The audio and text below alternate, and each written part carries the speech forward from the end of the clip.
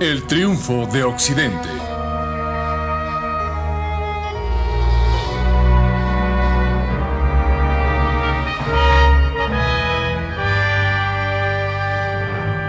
Una mirada a la historia mundial. Por John Roberts.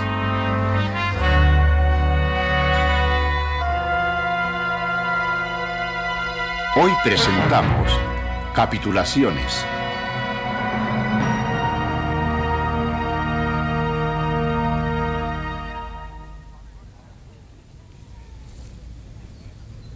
En las afueras de Pekín hay un pequeño reducto de la historia, ruinas cubiertas de hierba, evidencias del impacto occidental sobre China hace más de 200 años.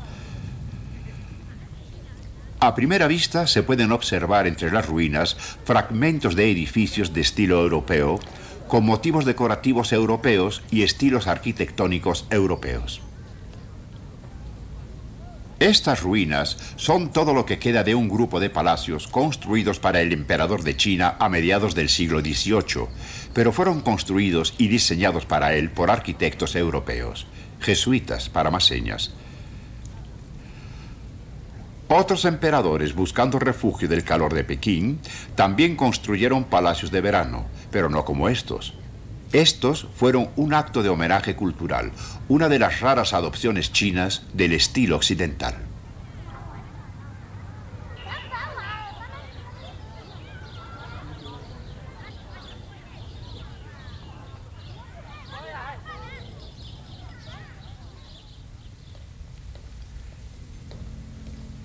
Sabemos cómo eran algunos de esos edificios en ruinas, ya que los jesuitas nos dejaron dibujos de ellos. Se encuentran en la colección oriental en el Museo Británico. De hecho, fueron los primeros y por mucho tiempo los únicos edificios de estilo occidental en China. Debieron ser impresionantes, como los palacios barrocos que es posible ver en toda Europa.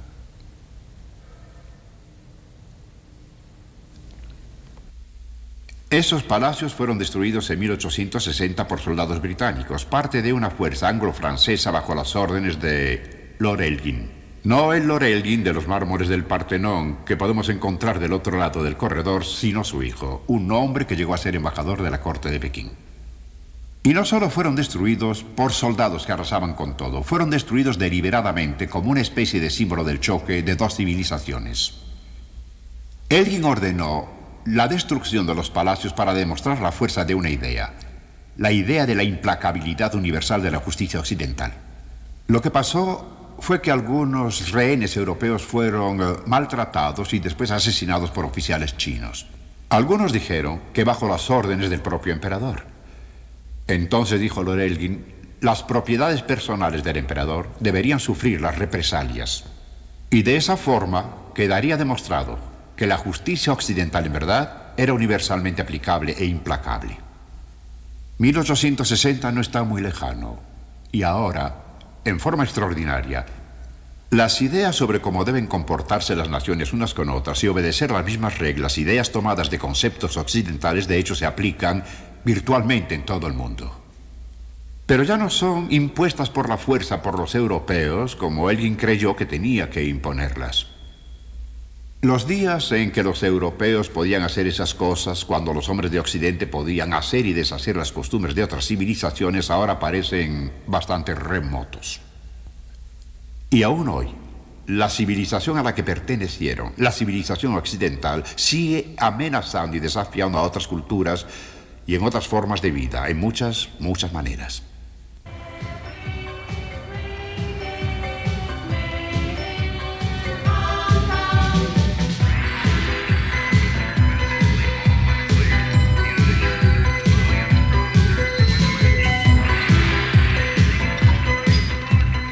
La moda occidental es imitada en todo el mundo. Es un gran negocio. Pero hay algo más en todo esto. Es parte de un conjunto de supuestos, consecuencia de la sociedad de consumo y un conjunto que indica liberación, una vida más libre y menos formal, sobre todo para los jóvenes.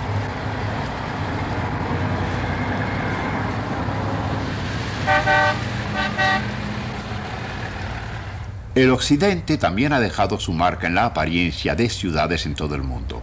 En Hong Kong, una ciudad china en la orilla de la civilización más antigua del mundo, los edificios imitan el estilo internacional del mundo capitalista. Aún más al norte, en la misma China, Pekín ha tomado para su arquitectura otro estilo occidental, el del comunismo soviético, la fuente de la ideología oficial de China.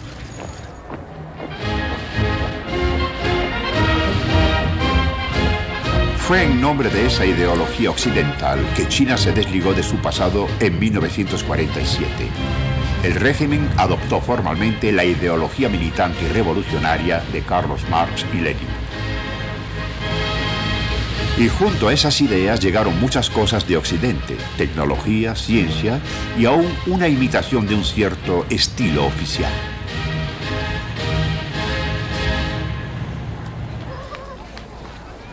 Ahora, casi 40 años después de la Revolución, China parece estar tratando de imitar a Occidente en otras formas.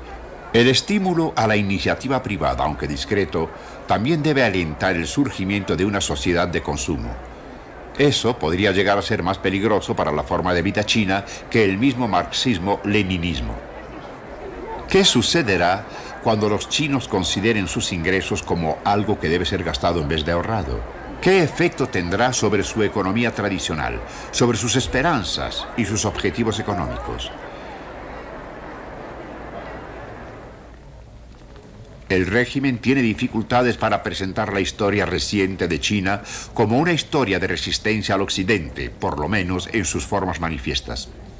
El Museo de Historia en Pekín está lleno de reliquias y representaciones de las pasadas agresiones occidentales y la resistencia china contra ellas.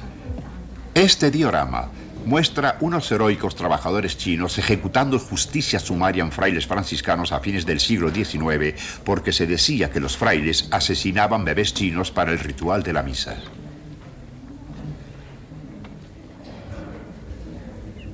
Y el movimiento Boxer, esencialmente reaccionario de 1900, un arranque xenofóbico de sentimiento antioccidental en defensa de la tradición china, es, sin embargo, retratado simplemente como la derrota de los intrusos extranjeros, americanos, alemanes, ingleses y franceses por igual. Los boxers se representan como héroes invencibles, y es irónico porque están pintados no en el estilo chino tradicional, sino al estilo occidental tomado de los rusos. La complejidad de las actitudes oficiales chinas hacia la cultura occidental puede verse en las ideas del propio Mao. Él era un respetado calígrafo y poeta en el estilo tradicional de un dirigente chino. Sin embargo, él llevó al pueblo chino a un intento frenético de abolir todo lo que quedaba de la antigua China de Confucio, la revolución cultural. Se perdió el respeto a los eruditos. La familia, que era el corazón de la sociedad china, fue socavada. Un comunismo chino, peculiarmente intransigente, fue impuesto de forma terriblemente brutal. Era, en cierto modo, un triunfo pervertido de la modernización y, por lo tanto, de la occidentalización.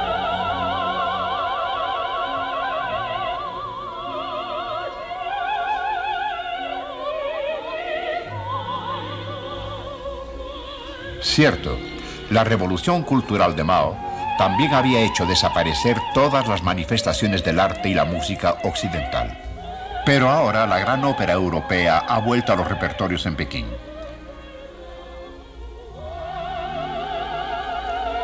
Pero la idea de Mao de que su revolución podía ser socavada por fuerzas culturales, ya sean tradicionales u occidentales, estaba bien fundada.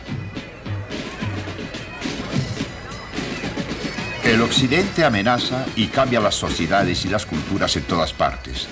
Tiene su atractivo y, por lo tanto, ha sido imitado con frecuencia en forma grotesca por aquellos que querían tomar el prestigio de una cultura que creían superior.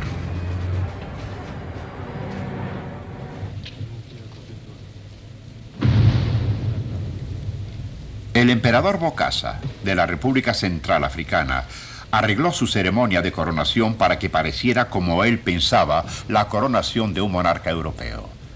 Su vestimenta, copiada de la del gran Napoleón, fue llevada de Francia, así como su corona y sus insignias. Bokassa trataba de desempeñar un papel tomado del teatro de la monarquía europea que se había desempeñado con éxito por más de 1000 años.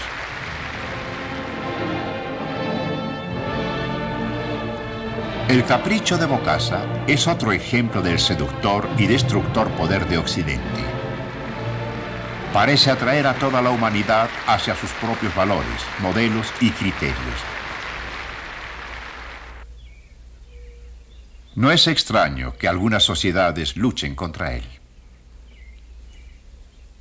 Al acercarse el fin de este siglo, una gran civilización tradicional aún parece tener enormes reservas de fuerza, que se usa para resistir los valores occidentales. Esa civilización, desde luego, es el Islam. Han pasado más de 1300 años desde que los ejércitos árabes la extendieron más allá de los desiertos y montañas donde había nacido, hacia el resto del mundo. Y ahora es un hecho crucial, cultural y político de nuestros tiempos, desde Indonesia y Malasia hasta África y China y en la Unión Soviética. El Islam parece haber tenido más éxito al resistir a Occidente que cualquier otra de las grandes religiones.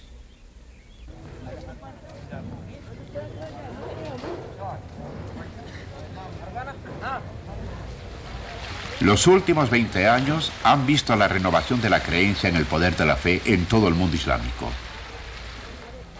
Para muchos musulmanes parecía que un siglo de humillaciones en manos de los poderes occidentales había terminado. La situación ha cambiado. El orgullo y la dignidad se han restaurado en pueblos que no los habían conocido por mucho tiempo.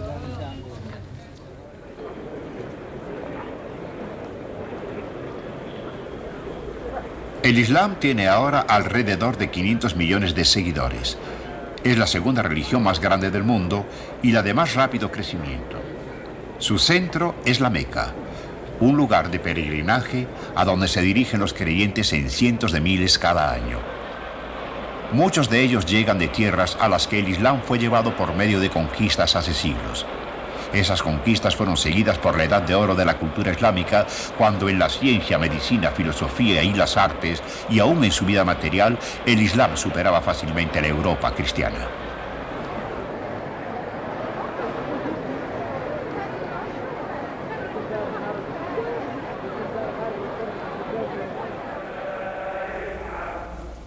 Durante siglos, los dirigentes musulmanes enseñaron que no es posible una reconciliación definitiva entre el Islam y el mundo no islámico. La historia islámica tiene frecuentes episodios de llamados a las armas contra los infieles, así como de un despertar religioso en respuesta a los fracasos de los regímenes islámicos al cumplir con las enseñanzas del profeta.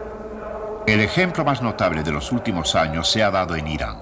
Ahí, los dirigentes fundamentalistas han aprovechado las profundas raíces de frustración e ira que han estallado en una orgía de rencor en contra de Occidente.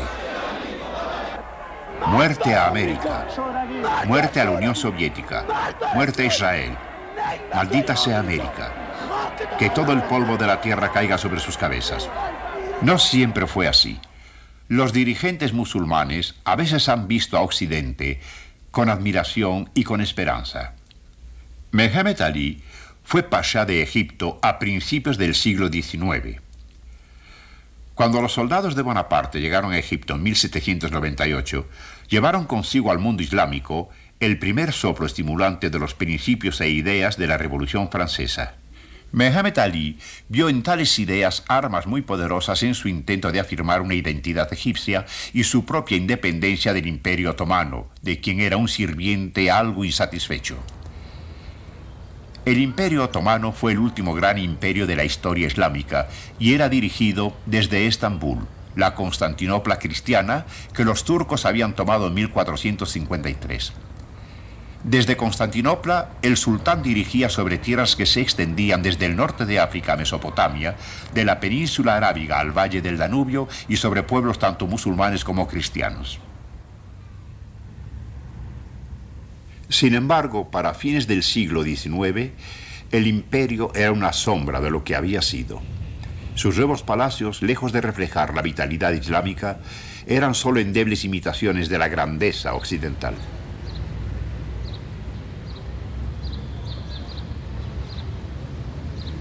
La corte otomana, desde donde debería surgir el poder, era notoriamente corrupta, incompetente, demasiado extensa y decadente. No obstante, la autoridad del califa, que el sultán tenía que ejercer, se derivaba del profeta mismo. Mientras la corte era el prototipo de la ineficiencia, los poderes europeos estaban minando los territorios otomanos. El imperio era, en las palabras de un zar ruso, el enfermo de Europa. Mientras que el imperio se aproximaba a la Gran Guerra, su capital parecía superficialmente occidentalizada, aunque seguía siendo un gran poder islámico. Y sin embargo, de las ruinas del imperio otomano surgiría una Turquía moderna y secular. La historia de cómo sucedió está inseparablemente ligada al nombre de un personaje, Kemal Atatürk.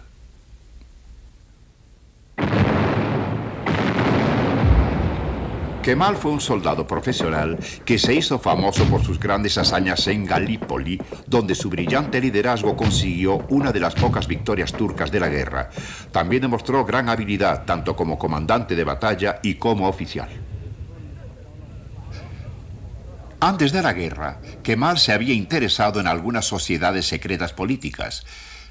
Entonces se convirtió en un nacionalista que vio el futuro no en términos de un imperio islámico multinacional, sino de un auténtico Estado nacional turco.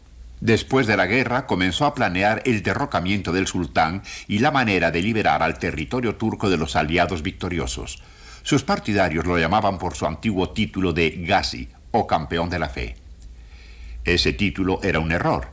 Él había sido educado como musulmán, pero habría de revelarse como un hombre de ideas modernas y seculares, tomando como modelo ideas y habilidades occidentales que él admiraba mucho antes de 1914.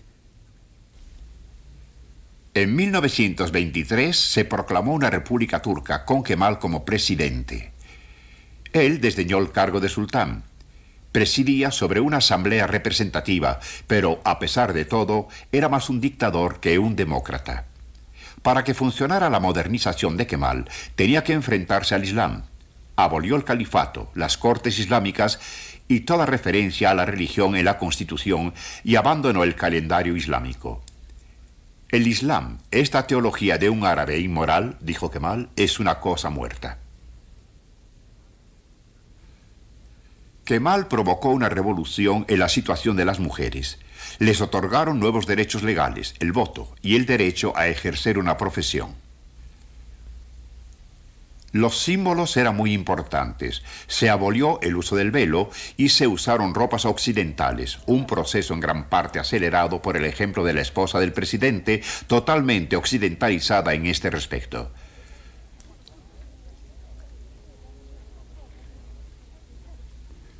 Fue en 1925 que se ofreció el primer baile formal en Turquía. Hombres y mujeres anteriormente habían bailado juntos a la usanza occidental solo en algunos lugares privados o de mala reputación. El mismo presidente abrió el baile dirigiéndose a la pista para bailar un foxtrot. Los símbolos también eran importantes para los hombres. Kemal decidió prohibir la vestimenta turca tradicional. Una vestimenta civilizada e internacional es digna y apropiada para nuestra nación, dijo, y nosotros la usaremos. Un día apareció con algo raro en la cabeza. Era, según dijo, algo llamado sombrero, que se caracterizaba por tener un ala, y en el futuro la gente debería usar sombreros en lugar de un fez. La adopción de una nueva escritura basada en el alfabeto occidental cortó aún otro eslabón más con la cultura del pasado dominada por los árabes. El mismo Kemal se encargó de dar lecciones a la gente. Daba conferencias a sus invitados con la ayuda de pizarras que se encontraban en todas las habitaciones de su palacio. Kemal quería que un nuevo nacionalismo llenara el vacío ideológico que había entre sus conciudadanos por la caída de la dominación otomana. El nombre de Turquía no era conocido en el país al que los occidentales lo aplicaban. Simplemente fue tomado de los idiomas europeos y adoptado por la nueva república en 1923. El nuevo nombre que Kemal recibió de sus conciudadanos fue Atatürk, Padre Turk. Cuando murió en 1938, la revolución había avanzado lo suficiente para que Kemal considerara que su labor esencial estaba hecha y la revolución nacional turca terminada. Al tiempo que Atatürk proseguía su programa de modernización, se hacían intentos en Europa para interesar a otros dirigentes islámicos en los logros de la civilización occidental. Uno de ellos fue el joven Shah de Persia. Después de Turquía, Persia se estaba convirtiendo en uno de los estados más importantes en el Medio Oriente a causa de su petróleo. Y así el Shah fue recibido en la estación Victoria por el futuro rey Jorge VI y llevado a una expedición para comprar armas. Después de que regresó a su aún pobre y atrasado país, supuestamente con agradables recuerdos de la elegancia de su visita, pasó muy poco tiempo antes de que fuera derrocado. Eso fue en 1925. El nuevo dirigente era un soldado, Reza Khan, el padre del último Shah de Irán. Su hijo habría de escribir de él que su mente estaba siempre llena de visiones de fábricas modernas, presas, ferrocarriles, ciudades, ejércitos y plantas de energía. El petróleo y su situación geográfica iban a hacer de Irán, como se conocía Persia, una nación de importancia estratégica vital en tiempos de la Segunda Guerra Mundial. El imperio y el ejército soviético se reúnen en Irán. Esta es la filmación histórica de la unión de las fuerzas británicas e indias en Irán con el ejército de la Unión Soviética, una rápida acción para ocupar un país débil en peligro de caer en las manos de Hitler. Tiempo atrás, los británicos y los rusos habían sido tradicionalmente rivales en Persia, pero en 1941 actuaron juntos para prevenir una posible invasión alemana. Ocuparon el país. El Shah estaba bien dispuesto hacia los alemanes y le había llamado la atención el fascismo. Como consecuencia, fue derrocado por los aliados que instalaron a su hijo en su lugar. Pero cuando la guerra terminó, ya no iba a ser tan fácil para los poderes occidentales imponer abiertamente su voluntad sobre otras naciones hasta entonces subordinadas.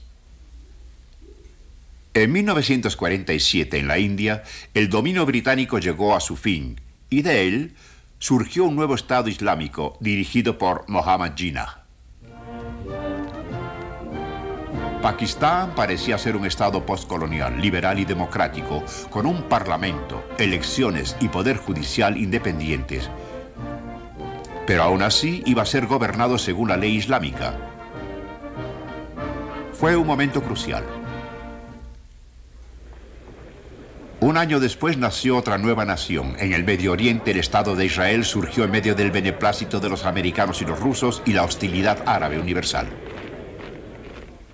Bajo la presidencia del delegado de Brasil, se llamará a las naciones a votar y se anunciará su voto. Arabia Saudita, no. Unión Soviética, sí. Reino Unido, abstención. Estados Unidos, sí.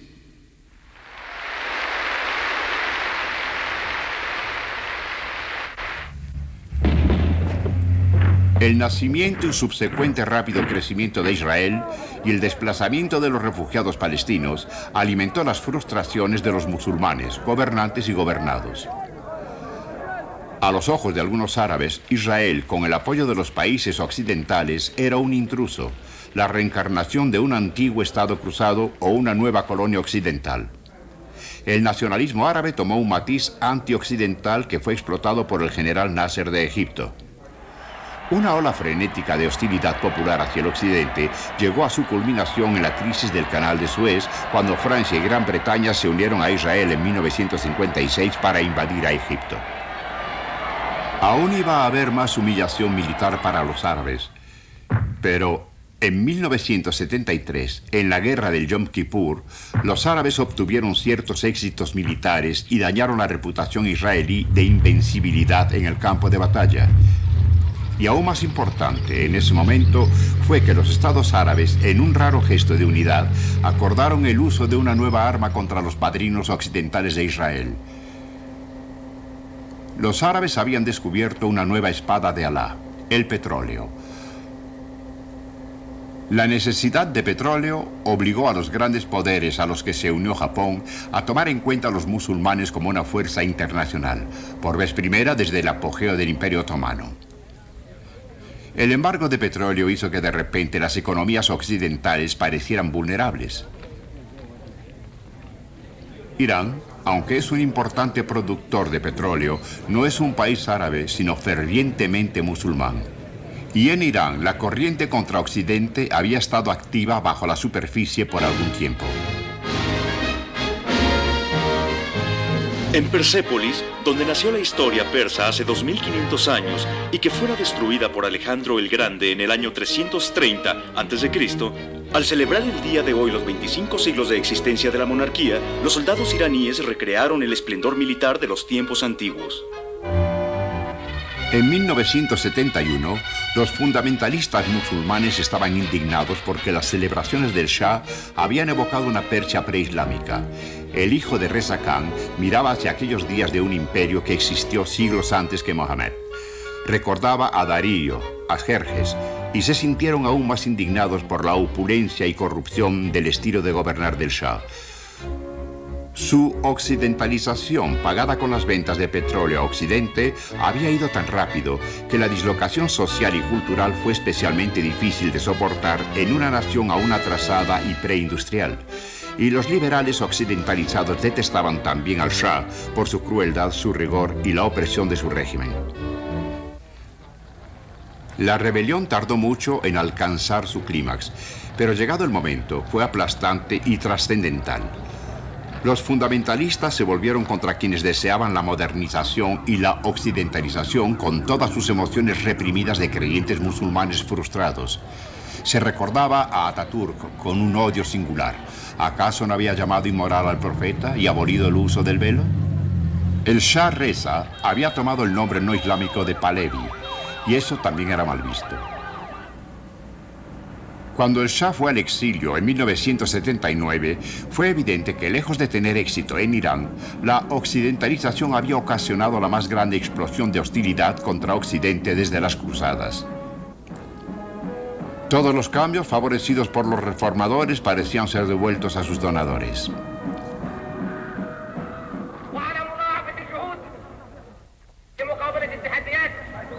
Y también parecía que todos los países islámicos le daban la espalda a las creencias progresistas de Occidente. Libia adoptó una versión fanática del Islam que se oponía intensamente a Occidente, especialmente a Estados Unidos, tanto política como culturalmente. Y en Pakistán, un gobierno cada vez más autoritario introdujo los castigos del Corán, que consistían en la amputación por haber robado y en la flagelación por beber alcohol. Pero el activismo fundamentalista radical no es lo único que significa el Islam. Es posible hacer muchas distinciones.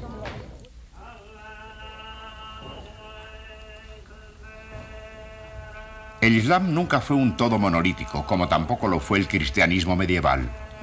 Y dentro del mundo musulmán hay cientos de subculturas. Las vidas de los musulmanes chinos se mueven a un ritmo diferente de las de los musulmanes de otros lugares. Lo mismo puede decirse del otro extremo del mundo islámico, Marruecos.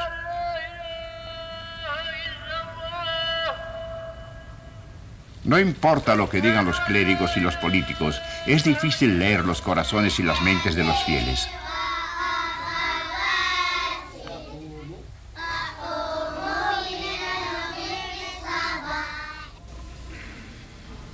Por lo tanto, la respuesta del Islam a Occidente también varía. Ataturk o Ayatollah, sincera aceptación o rechazo total. No es tan sencillo como eso.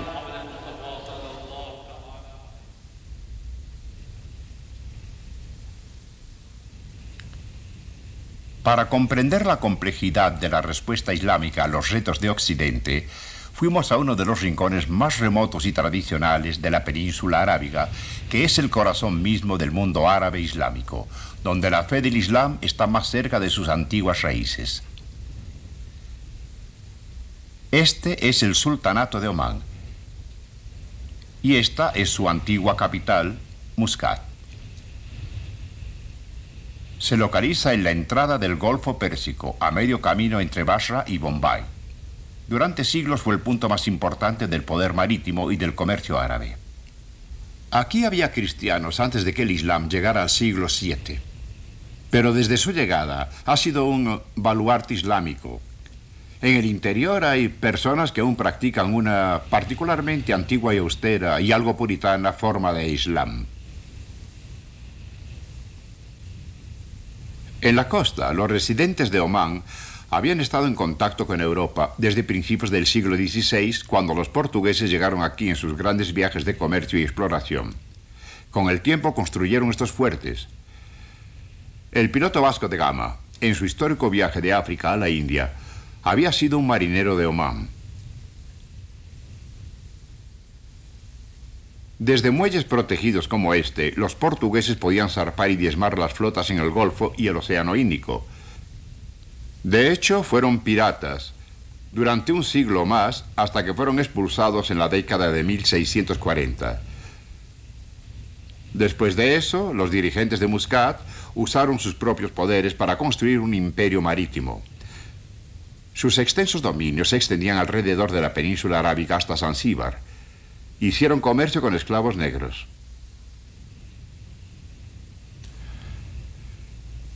Firmaron un tratado con los británicos, pero Omán aún estaba aislado de la historia, imperturbable ante el auge y caída de corrientes históricas que daban forma al resto del mundo. Esto fue hasta 1970. Omán salió entonces de su aislamiento para unirse al siglo XX. El último de todos los estados árabes en hacerlo. Y Omán también ha tenido que negociar acuerdos con la civilización occidental.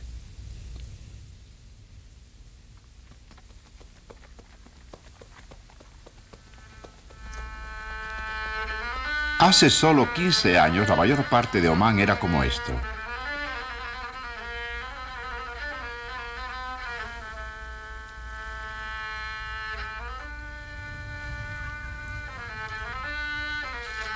Una sociedad que parecía haber cambiado poco desde que llegaron los seguidores del profeta en el siglo VII. El pueblo era gobernado por un régimen idiosincráticamente represivo.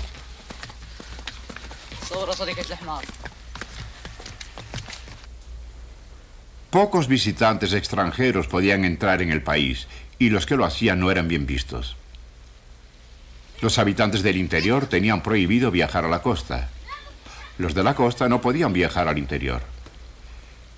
Estaban prohibidos la medicina, la radio, la música, el baile, los pantalones, cigarrillos y libros.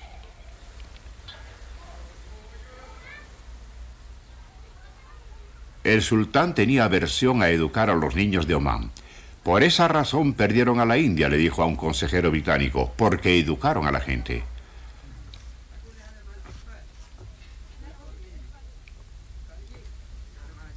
Para una población afectada por enfermedades endémicas como malaria, lepra, tuberculosis, tracoma, había un solo hospital, que era manejado por norteamericanos.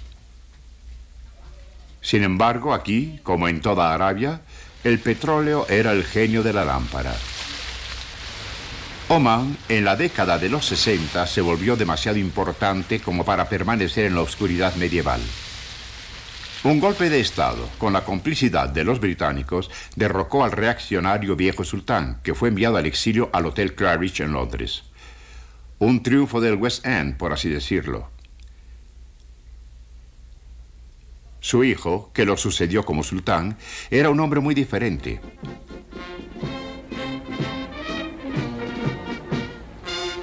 Entrenado en Sandhurst, había servido en un regimiento escocés y después había trabajado en el gobierno en Inglaterra.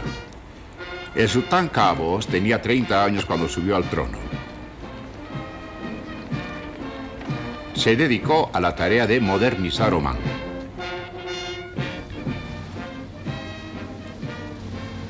Los ingresos por el petróleo financiaron un ambicioso programa de desarrollo.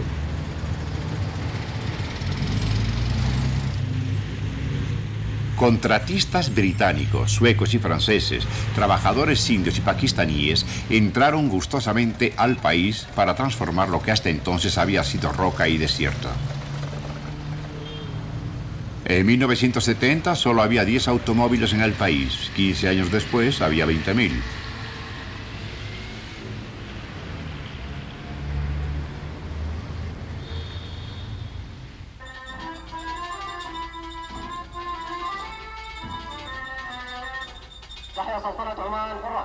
Se construyeron caminos. La educación pública por tanto tiempo descuidada había comenzado.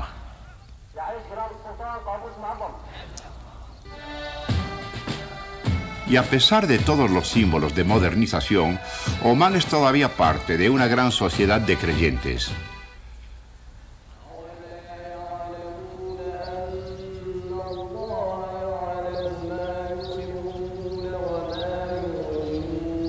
Aunque muy lejos de ser fanáticos, sus dirigentes están decididos a que ninguno de los cambios que se están haciendo dañe la esencia islámica del país.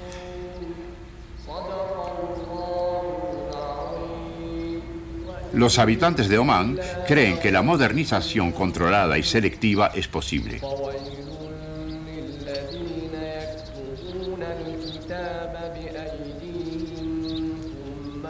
Ellos creen que pueden escoger lo que necesitan de Occidente y rechazar lo que no desean. ¿Podrán tener éxito? Aunque se desee escoger, ¿es posible evitar la dependencia?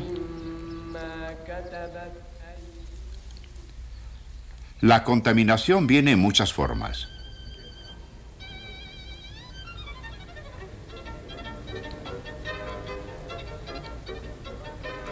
Los nuevos hoteles internacionales pueden acelerar la erosión de la personalidad de un país.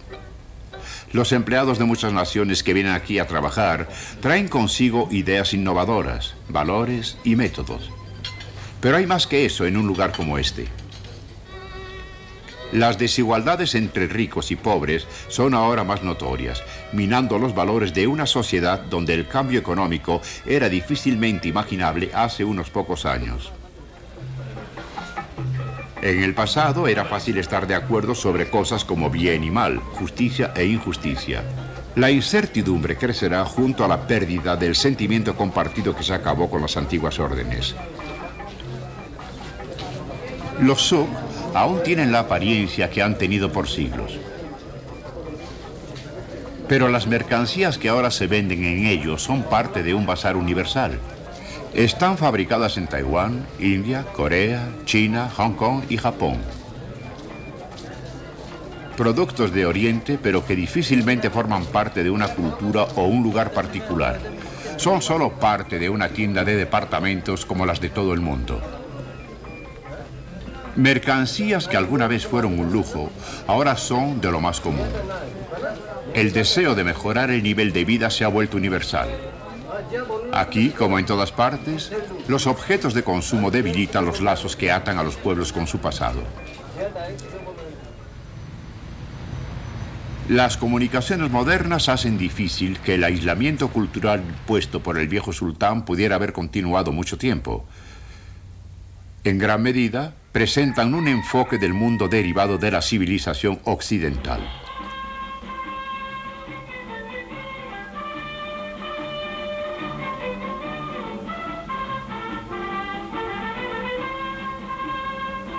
Aun si los programas son cuidadosamente controlados, como lo son en Omán, para no ofender las susceptibilidades tradicionales, el estilo, las pautas, los supuestos sobre cosas como éxito y fracaso, están siendo modelados como la tecnología por prototipos occidentales.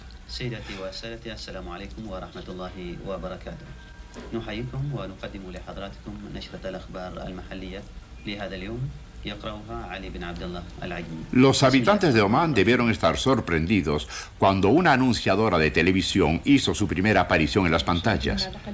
Tradicionalmente, las mujeres de Omán nunca han estado tan recluidas como sus hermanas que aún usan velo, como por ejemplo las de Arabia Saudita, y muchas de las fuerzas que iniciaron la emancipación femenina en el occidente están ahora actuando por vez primera en Omán. Una economía desarrollada podría ofrecerles nuevos empleos, mejor pagados que el trabajo pesado de siglos anteriores. La tecnología les dará a las mujeres más tiempo al ayudarlas con ciertas tareas. Les dará tiempo para ganar dinero y tiempo para educarse.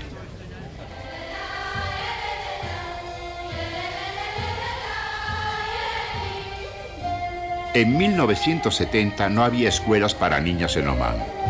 Ahora hay más de 200.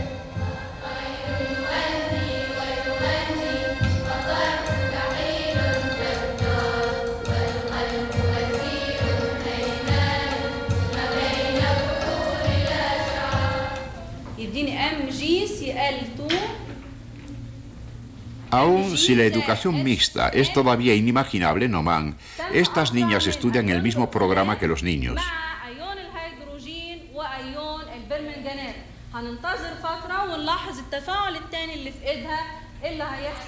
La educación, aunque esté cuidadosamente controlada, fomenta nuevas actitudes intelectuales que gradualmente dejan atrás los antiguos universos mentales y culturales.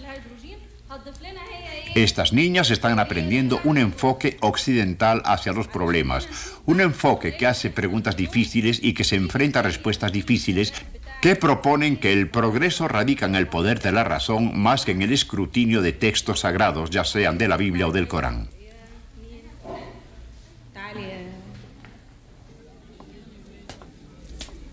Educar a las mujeres en una sociedad como esta significa prepararlas para nuevas oportunidades, los nuevos papeles que van junto a los empleos en hospitales y oficinas, la policía, servicios públicos y comunicaciones. Toda su vida será transformada por la tecnología. Aún la llegada de algo tan sencillo como la electricidad o el agua corriente a un hogar puede cambiar la vida al liberarla. Y desde luego, la alfabetización. Por una parte, dará a los países no desarrollados la fuerza de algo que ha sido uno de los más grandes agentes del cambio en las vidas de las mujeres de Occidente. La publicidad comercial, con su continua presentación de nuevas metas por alcanzar, nuevos modelos sobre lo que es un comportamiento apropiado, nuevas formas de vida. Esto ya ha comenzado en todo el mundo a afectar los parámetros de la belleza femenina. En todo el mundo se pueden encontrar mujeres que a través de sus peinados, su maquillaje, su ropa, expresan una idea del encanto femenino, cuyos principios están originalmente en el cine y en las revistas de modas. No es sorprendente que algunos musulmanes comiencen a sentir que su sociedad y su concepción de la feminidad se enfrentan a un reto fundamental de una especie nueva y peligrosa sin precedentes. Es difícil creer que esta generación, confrontada por las tentaciones emancipadoras de la sociedad de consumo y la elección individual, se conformará tan fácilmente como sus madres con matrimonios arreglados y papeles secundarios en la vida pública y privada. A veces es difícil no lamentar la destrucción de las sociedades antiguas. Los antiguos modos de vida pueden parecer más preciosos a los extranjeros, como yo, que a aquellos que se han visto obligados a vivir con ellos durante tantos años. Pero es indudable que las fuerzas que impelen al cambio, ya sea en la educación o el agua entubada, parecen ser irresistibles. No es fácil asegurar la preservación de la esencia y la identidad de una sociedad antigua que está tomando tantas cosas de Occidente, la civilización que tiene tanto de lo que Omán necesita.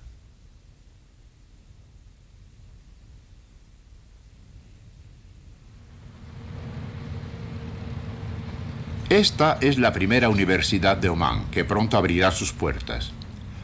Constará de un espléndido conjunto de edificios que albergará a 3.000 estudiantes en un lugar hasta ahora desértico. Y contará con muchas de las cosas comunes que asociamos con las universidades en Occidente: laboratorios, bibliotecas y aún una sala de conciertos. La Universidad Sultán Qaboos se concentrará en la formación de ingenieros, médicos, científicos y maestros que Omán necesita y que por el momento tiene que importar. Como académico, me parece una elección exacta de las prioridades y estarán incorporadas en un molde que es muy favorecido por las tradiciones occidentales.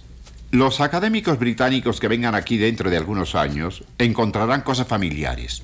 Las principales ramas de la universidad estarán presididas por los llamados decanos. Los estudiantes obtendrán su grado de bachiller. Las comunidades donde habitarán los estudiantes serán similares a las salas de residencia o colegios de una universidad británica. Y, sin embargo, habrá grandes diferencias. Los hombres y mujeres, por ejemplo, estarán separados aún en parte de su labor académica.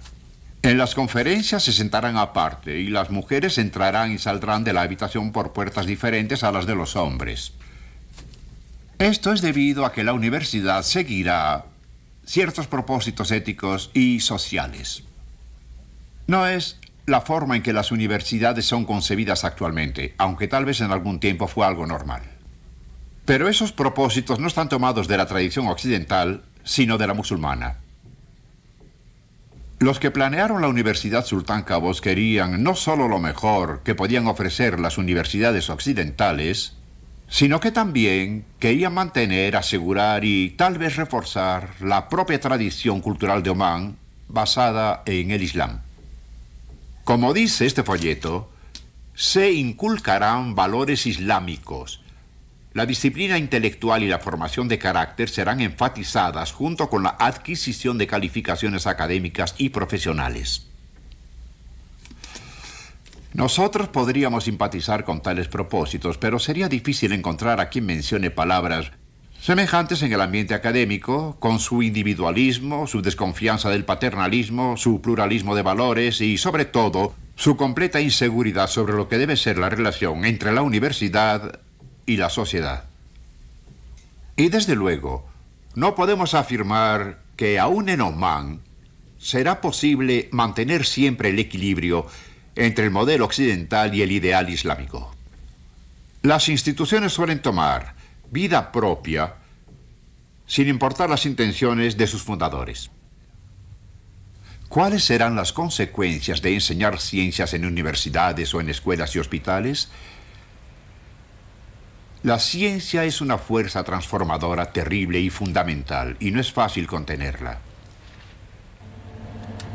La ciencia occidental muestra su poder en forma más patente a los no científicos en los campos de la tecnología y la medicina. La curación de enfermos ha sido una de las manifestaciones más importantes de lo que la civilización occidental puede lograr. Sin embargo, es difícil adaptar el método científico al modelo de vida de muchas sociedades tradicionales. Podría llevar a una especie de esquizofrenia mental a los miembros de esa sociedad que se educaran a la usanza occidental o tal vez al escepticismo. No es una fuerza estabilizadora. Junto con la medicina y la ciencia, viene un conjunto de expectativas cada vez más ambiciosas. ¿Será posible que los pueblos islámicos, y dado el caso los pueblos del resto del mundo, piensen al igual que los pueblos occidentales que cualquier dolor físico o mental debe en un principio ser aliviado? En ese caso, esto sería un regalo psicológico del Occidente al resto de la humanidad que tendría enormes e incalculables y tal vez terribles consecuencias.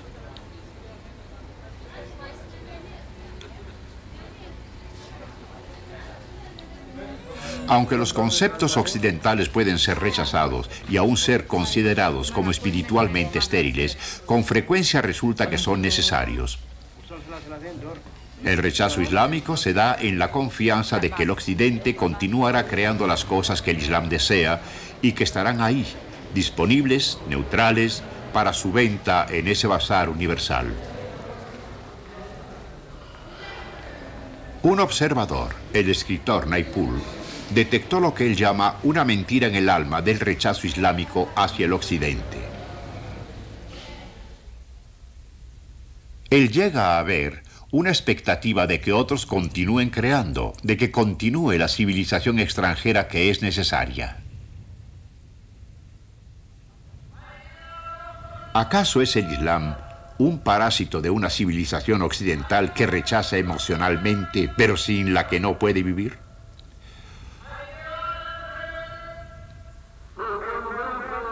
¿O puede el Islam construir algo nuevo para el futuro como resultado de su contacto con la civilización universal occidental?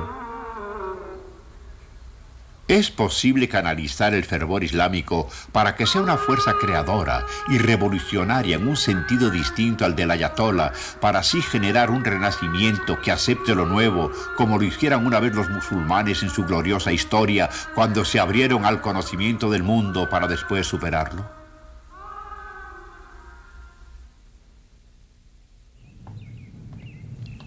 La historia reciente del Islam debe hacernos considerar la nuestra, pensar hacia dónde vamos, pensar en el destino y la civilización que, por siglos, como he estado propugnando, ha sido el móvil de la historia de la humanidad.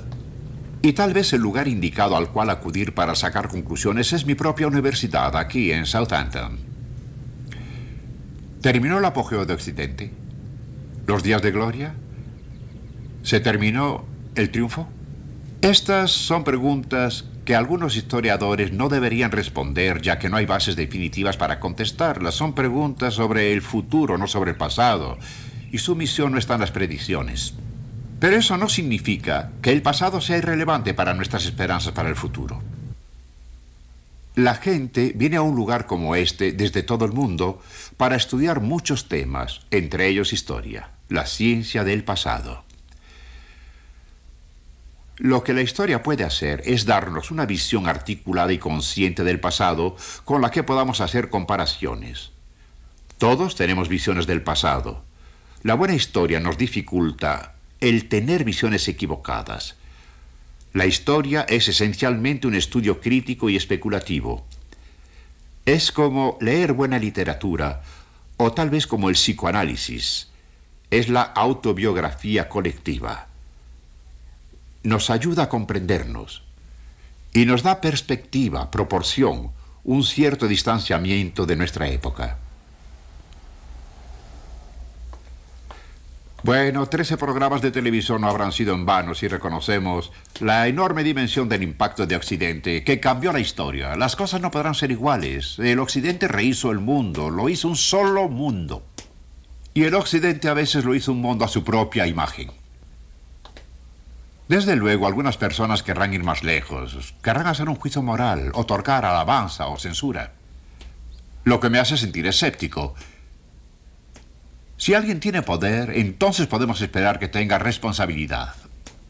Pero no creo que el poder y la responsabilidad puedan ser ejercidos a través de la historia, excepto dentro de los límites de las sanciones y el criterio de las culturas de la que forman parte. No creo que sea posible lanzar acusaciones en contra de abstracciones. Pueblos, naciones, razas y mucho menos una civilización.